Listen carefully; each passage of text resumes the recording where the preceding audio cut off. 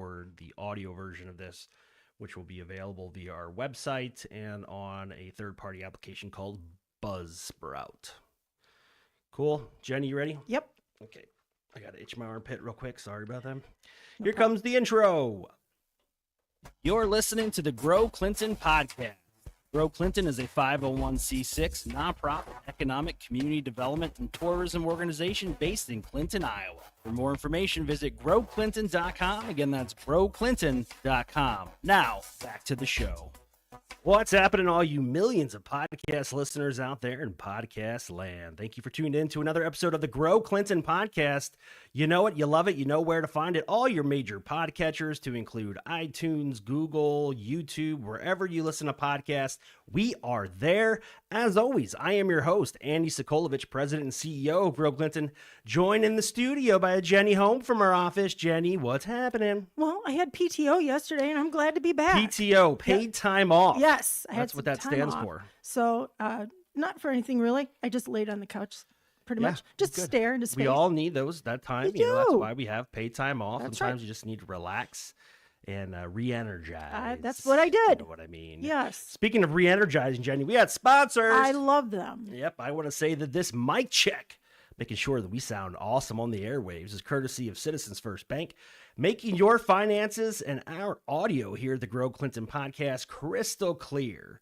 You're listening to us on some new microphones that are courtesy of GoCFB.bank. That's Citizens First Bank, always in tune with our community, banking as it should be with Citizens First Bank, member FDIC, GoCFB.bank. Jenny, AgCraft Printwear and Sully Sports. I'm really excited about this. Me too. Sully Sports coming to us out there on the west end of town along Mill Creek. AgCraft Printwear, or AgCraft USA, is constructing a brand new building out there in the Lions Business Technology Park. Did you know, Jenny, that AgCraft has been in custom apparel since 1974? Is that right? Yep. Over the years, AgCraft has grown from a small family. I don't know if you know them or not. The Sullivans. Yeah, I think I've heard of them. You've heard of them, yeah. Yeah. They're around, yeah. But I believe your sister is married to the guy that runs the whole show. Yes. So in Clinton, Iowa community, now they're a cutting-edge operation that serves teams and companies all over the United States for all of your custom printwear, whether it be your work printwear, your team printwear, whether you need tumblers, coffee cups, whatever you can think of. AdCraftUSA.com. Again, that's AdCraftUSA.com. Give Big Colin, Little Colin, Dan the Man, ABKA. Yep. All over Always. there at AgCraft a call. They'll be able to help you out. Miles Communications powers the Grow Clinton podcast with wicked fast, high-speed internet, ensuring that our broadcast is crisp, clear, and consistent. Miles offers residential, commercial, high-speed internet services, as well as television services. If they're not in your neck of the woods, they are on their way. Jenny, milestelephone.com. Again, milestelephone.com. Great show today. Oh, I think so, because it's about important stuff. Yeah. So as you know, 2025 is an election year, and we have both municipal elections and school board elections taking place.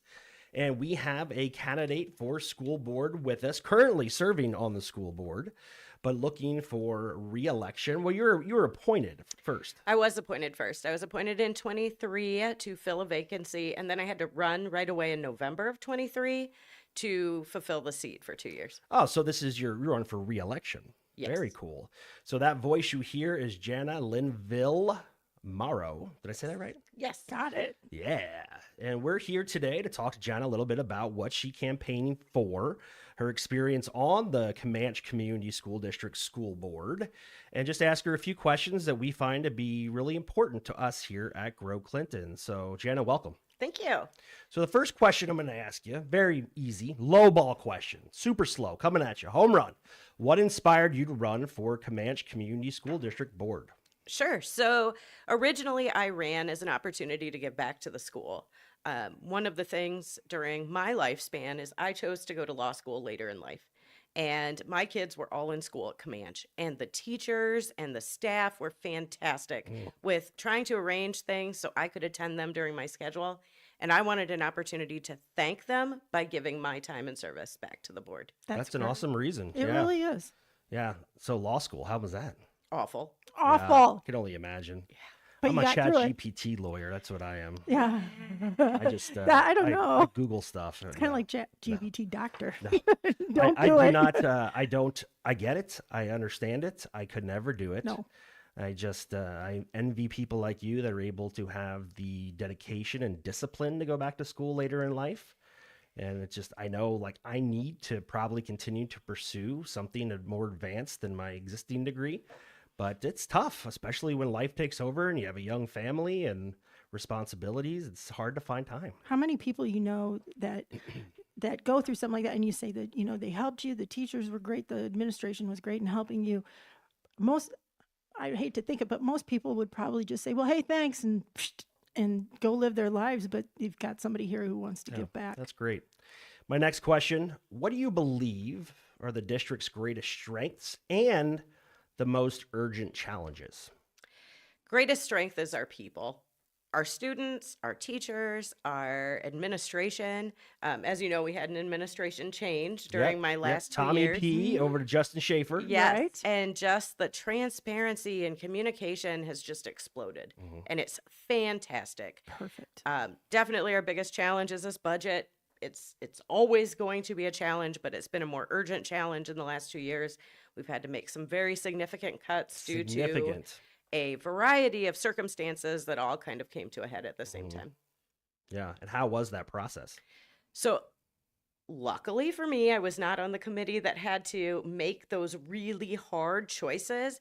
But as a board, we had to then review all of the really hard choices that they made and see if they would work for our district. So we got a part of it, whether we were on the committee or not. But it was probably the most challenging thing I have ever done. Yeah. So much writing on it. Yes, and people's lives, Right. Sure. Just like budgeting here at Grow Clinton, we want everything. Yes. Do we need everything? And that's the That's hard part. That's the is thing. putting things through a filter of what our mission is, what our vision is, what our core values are, and determining if juice is worth the squeeze for some of the programs that we had implemented. Absolutely. And looking at how do we make sure that the students aren't missing out on educational and extracurricular activities? Like, are we taking away opportunities because we're choosing this option over this option? So there was a lot that went into it. My next question is in regards to academic and career readiness. So how do you see the Camanche School District preparing students for both college and career pathways to include skilled trades and the technical fields post-graduation?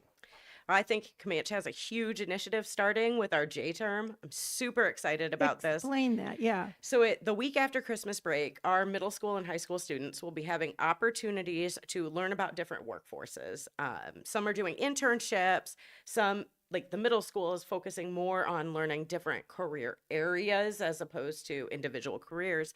But I'm an attorney in Rock Falls. I have an office there, and a student from Camanche is coming to spend the week with me just to learn about my job and what my area of the law is. It's a fantastic opportunity to get kids into the workforce to see if it's even what they like. Yeah. That's so important. We interviewed Justin Schaefer, the superintendent of Camanche Schools, and he introduced us to the J term. And, I think it's a cool thing. Not every business corporation can take in a student. Right. Some of them have very strict guidelines regarding their insurance policies and what they're able to do. And if they do bring in a student, especially if they're under the age of 18, what they can legally do within the plant.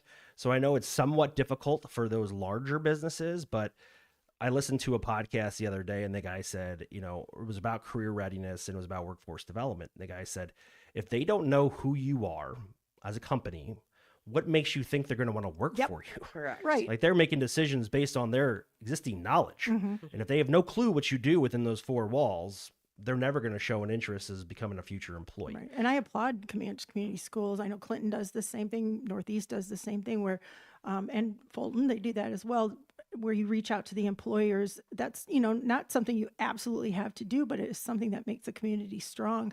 And, how do you see this playing out for our students? Are you looking for them to stay in the community?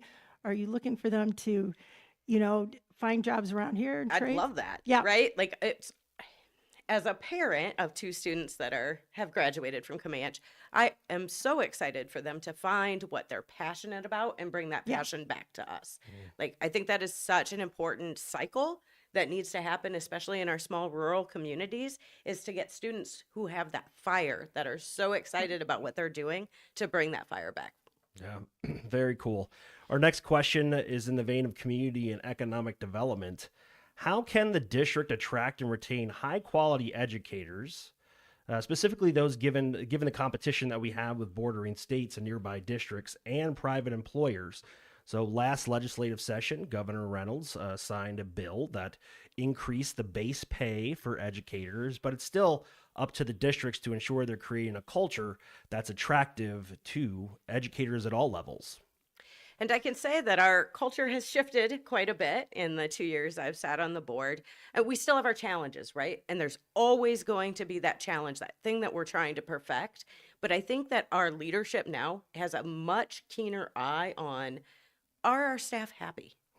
Are they feeling supported? And do they see if they're having a challenge with somebody, that somebody's willing to listen? Yeah. It all ties into classroom. I mean, it all goes back to the Absolutely. classroom. Yeah. If you're not a happy teacher, you still do your job, but you can't help but not be happy. Correct. Right. Correct. Well, I will say yesterday I had the privilege of attending the first Gateway Credit Union Kicks shoe drop I missed it. over at Camanche Elementary. And I will Yes. say on this podcast, shout out to Pat Drennan, Yeah. Lily, Egan House. everybody over there did a phenomenal job. I mean, they had like hype music going, they had streamer cannons, they had all the kids' smiles on their faces when they received that free pair of shoes. And these were nice kicks. Yeah, I saw 'em. They were excited, and I have a bunch of pictures that I took that I'll post on our social media page at Grow Good. Clinton, but it was really neat. So that alone, and I came in and I went into the office, I checked in, they took my ID, gave me the little visitor badge and everything, and then I had to follow a group of elementary students. I was the tallest elementary student with a beard into the gymnasium, and when you walked into the gymnasium, there was like the who's who of our community all greeting the students in a line doing high fives like they Oh, were walking wow. into a sporting event. So it was really cool. It was exciting. You could definitely, the positive energy was palpable. And I think that's what you're talking about, Janna, is the community and the school go so closely hand in hand. Hand in hand. Yeah. My next question is focused on innovation and student experience. How should the district, in your opinion, approach technology integration, and I will say specifically artificial intelligence, both for learning and for preparing students for the modern workforce? So AI is there. There's nothing we can do about it. We can't prevent students from using it. We need to teach them how to use it effectively. And that starts with training for our teachers and our administration on how to use it effectively there, and then pass the information on to them. So I have a daughter that's at the University of Iowa, and I have asked her, like, is AI something that you get to use? Because you hear all these mixed messages. And she said, absolutely. They encourage us to start our research here and then do the homework afterwards. So getting that to then trickle down to the high school, the middle school, the elementary, that's super important. This is the next step. I was kind of one of the last people to jump into the AI thing. It kind of scared me a little bit, but I use it all the time. I never realized what a great asset it could be. Oh, yeah. As long as I'm willing to do the hard work to You're in use it charge. correctly. Yeah. Right. Yes. As long as you leverage it as a tool. And that's what our Correct. policy here at Grow Clinton. We have an AI policy, is that you leverage it as a tool. It's not a crutch. If you're simply leveraging AI to conduct the work that you're being paid to do for you, then that's a no-no. Right. However, if you're using AI to, let's simplify your message, increase brevity, because I believe there is beauty in brevity, Oh, yeah. especially when it comes to messaging.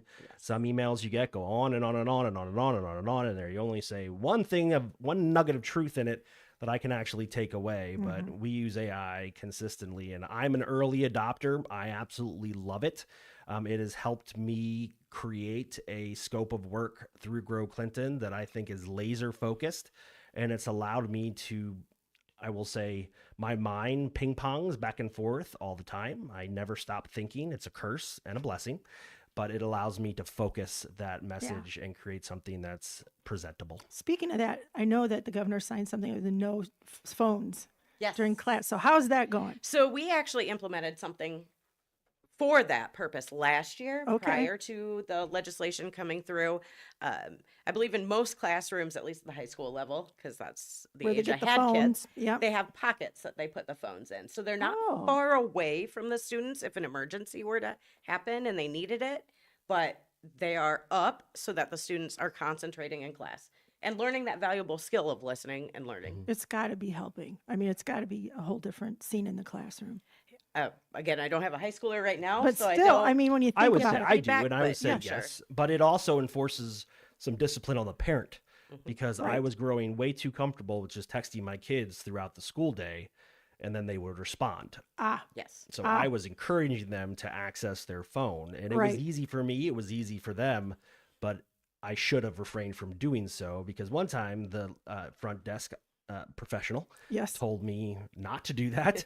She said he should, because I went to pick him up, and I'm like, "Oh, he's ready. He said he'll be down in 10 minutes." And she's like, "Oh, how do you know?" And I was like, "Oh, he texted me." And she's like, "He's not supposed to be texting in class." And I was like, "Oh, busted." No, my son got me because he's an adult and he's working, and I sent him a message during the day. He works from home, and I sent him a message during the day, and he did not answer me.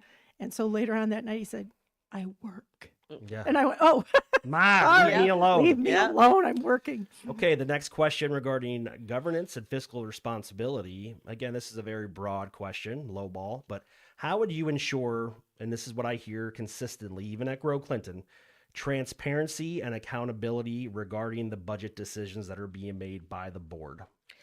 I think our superintendent is doing a fantastic job of speaking with staff before we're making the hard decisions and making them aware of where we are financially so nothing is a surprise. I think there's this type of transparency that's after the fact. This is why we made these decisions. And we've done an excellent job of before we've made those cuts. This is the circumstances we are in. And these are the changes that are going to have to be made. How they're going to look at the end, we don't know, but we welcome your feedback if you have ideas. Very interesting. And I guess this is a follow-up question to that. How will you engage parents, teachers, and community stakeholders, because not every community member has a student that attends the district, in planning and decision-making? It's tough. I know it is, but what is your feelings and thoughts towards that? I think that no idea is a bad idea until we've actually processed it and gone through it. So I haven't had a whole lot of stakeholders reach out to me personally on the board, but I always try to thank the people that do. You know, I will pass along the information. I think one really hard thing is we don't necessarily respond to every message we get more than thank you for reaching out. I'm happy to pass that along. The hard part is that school finances are a nightmare. They That are was not easy. I can attest. No. Yes. Probably the biggest challenge I had joining the board was learning what all the different pots of money are and how they work together. And they can't just go from pot A to Nope. pot B. Right. So I welcome our community stakeholders to ask questions. If they don't understand, well, the school did this with this bond, but now they're negative here. How does that work? Talk to our superintendent. Talk to Rox, our business manager. They can explain it way more eloquently than I can. Can tell you it's separate pots of money, but that's about what you're getting from me. Yeah, I had the opportunity through a program called Leadership Iowa to sit in a 2-day intensive exercise regarding school finance. And the gentleman that taught the class, he was a representative from the state education agency or association or whatever. And he even agreed, like, it is very complicated, overly complicated, and not equitable. Meaning that, and I said this before, why is a student in Pleasant Valley worth more from a state investment perspective than a student in Camanche? Right. Makes no sense to me. So you have very property rich districts that are generating a tremendous amount of revenue from property tax evaluations on, $750,000 homes and all those things. And then you have what they call property tax poor districts. And it's not poor in the same vein as destitute or Poverty. It just means that they're not generating as much tax revenue from property tax evaluation. So therefore, they have to adjust their levy to maintain the level of education and the facilities and all extracurriculars, sports, that all goes into having a school district. And it's a very complicated process, but this just made me think, maybe what I should do is reach out to the state office and see if there's ever a time where we can schedule somebody Yeah, to come here and that'd be present great. to just the average constituent. And then they can walk away scratching their dome thinking, Right. how is this even possible to do this? And then realize just how difficult of a process it is to People create a solvent understand it. budget in education. Yeah. Yeah, Okay. I'd love to hear why our students aren't the same Right. amount as other Oh, it's a districts. broken It's system. ridiculous. It was established, I believe, in the early 80s or late 70s. And this is back when there was very few districts throughout the state. And then as districts began to grow and expand, and then you had some collaboration or consolidation of larger districts, they never modified the algorithm. Correct. And that's what we're left with. Here's another complicated topic: childcare. Ugh, the bane of our existence, Yeah. right? So now, in Camanche, tell us about your childcare system down there. So in Camanche, we have in-home providers Right. currently. We do not have a center anymore. And one of the concerns about Camanche School District is how are we going to recruit new young families to our district? You know, we have this wonderful railport going in. We're going to have families coming for people that work at the railport. They don't have anywhere to send their children locally. So we are then sending our young people out to Clinton for daycare or other places for daycare. And then how do we convince them to come back? And we had a huge loss when APK left. You know, on a personal level, I can say my son lost his daycare when that happened. Yeah. So it's this nightmare of how do we get quality, safe, center-based care to stay and sustain in Camanche. Yeah. Has the Camanche district ever thought about offering daycare? So we have talked about it loosely. It's an expensive endeavor for a school district, and our district right now is in the position where we need to be really looking at what programs are necessary to sustain our budget the way it is. And space is an issue. With Yeah.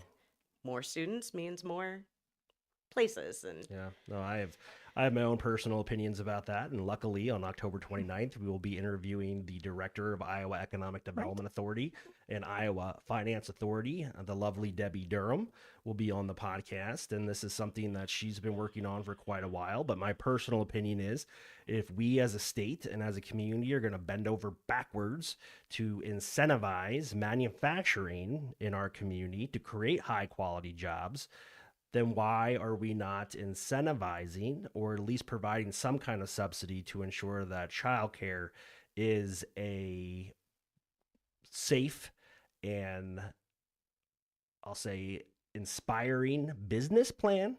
Because right now, if you look at it on paper, it's a loss. Right. Right. A I huge I mean, one. you can't Mhm. keep up. You just Right. can't afford to pay people what they're worth so that you don't retain folks.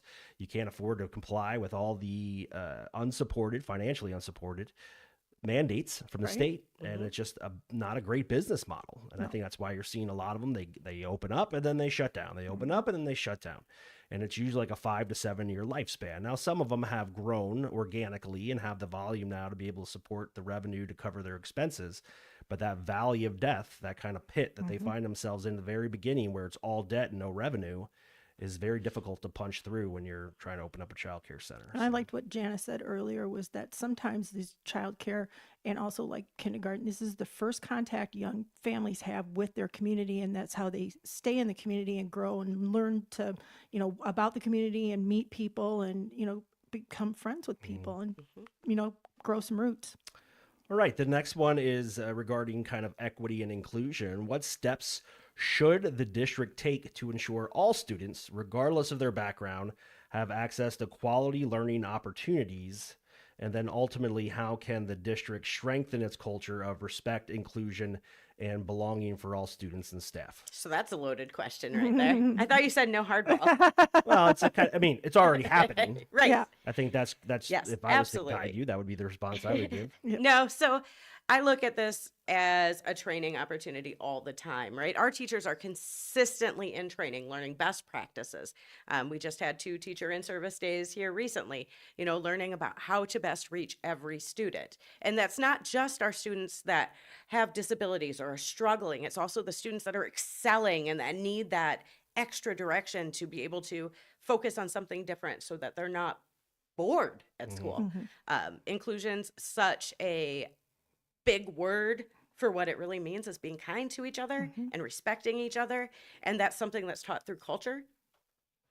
Yeah, no, I totally agree. I mean, it's incumbent upon every citizen, every constituent, every district leader, every city council member, every mayor to ensure that everybody within that community has the opportunity to become successful. And if you're not providing them with those resources, then shame on you. And it's not a matter of, it's not like participation trophies. It's if somebody wants to put in the sweat equity and hard work, but they require something because of a physical disability or an intellectual disability to do it and do it well, it's incumbent upon you to provide that. And that's where I feel sometimes, like as a society, we lose focus on that and we cater just to those that are completely 100% able. And there's a big difference between equal and equity, Absolutely. you know. So, Absolutely. Yeah.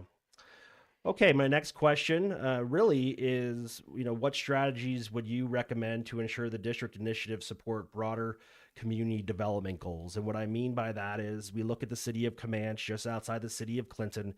I do believe that all of our communities are closer and tight-knit, that we could be more collaborative. What do you see as far as the Camanche School District's effort and I guess challenge moving forward to collaborate with our partnering districts in Clinton, Northeast, whatever? So again, I'm going to lean back to the change in leadership, I think has really opened that door a little bit more. We've had a change in leadership at Clinton. We've had a change in leadership at Northeast. So we are really seeing newer superintendents working together more to make sure that our school districts are complementing each other instead of necessarily competing against each other. And I think that really shows how rural districts are at such an advantage there. We have students that take advantage of sporting opportunities at Clinton that we don't offer at Camanche because we don't have space and we don't have enough students to be able to support soccer and football at the same time, right? So having those opportunities for our students to go there, we collaborate with Clinton and Northeast through it's Clinton Community College, EICC, I believe It's the Career Advancement the Center. Career Advancement Center, and just making sure that our students have every opportunity to be the best possible student they can be when they walk out the doors of Camanche, whether they're going to the workforce to join, hopefully, our community to become members of society that are contributing to our everyday living, or if they're going on to secondary education to bring back skills and careers that we don't even know exist yet. Very good. I totally agree with you. We've interviewed every superintendent, Alicia, Wes, and Justin, and I have seen in my tenure, 10 years of doing this, in one from a very competitive environment, almost cutthroat, to be honest. I mean, especially when ESA came out, the Educational Savings Account, that really created a dividing line amongst the parochial schools and the public schools. But now I've seen that they're all willing to work with each other. Even, Steph Burke over at Prince of Peace. I mean, she does a good job in working with the public schools as well. And it's just focusing on the children and making them number one is the key to success. So you talked to me about how you graduated a big class last we did. year. So now enrollment, what do you see for that? We're on a downward trend in Camanche. And I think nationwide, right? We looked at the statistics that came out last year, and I think nationwide they graduated the biggest class in a very long time and the biggest class for the foreseeable future. I'm hopeful that the COVID generation is starting now to come to kindergarten, preschool. Maybe we'll see an increase in numbers through that. But more importantly is we've got to become the place where young families want to go again. When I was making the decision, I grew up in small Miles, Iowa, right? So not that far away, but Beautiful Miles, Iowa. very small. You got a lot of friends of Miles. Yeah. So when I was going through school, Camanche was always a competitor to us. And I just loved the feeling of Camanche. So when I was starting my family with my husband at the time, we decided that we were moving to Camanche. We wanted to raise our kids in Camanche. And I hope to be that community for future families to feel that way too. We have the opportunity there. We just have to show it. And our district is starting to do a really good job of advertising things that they do. We see Facebook things all the time.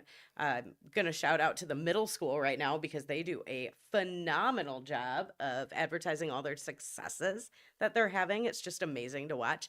And that gets shared. And every time it's shared, it touches somebody else. And we don't realize what our social media reach is. Oh, yeah. So share. Always share the great news because all we hear are negatives. when we're talking in the community, we hear negatives about this, that, the other thing. We don't like this person. We don't like this policy. We don't like this. There's so much good happening in our districts. Share, share, share.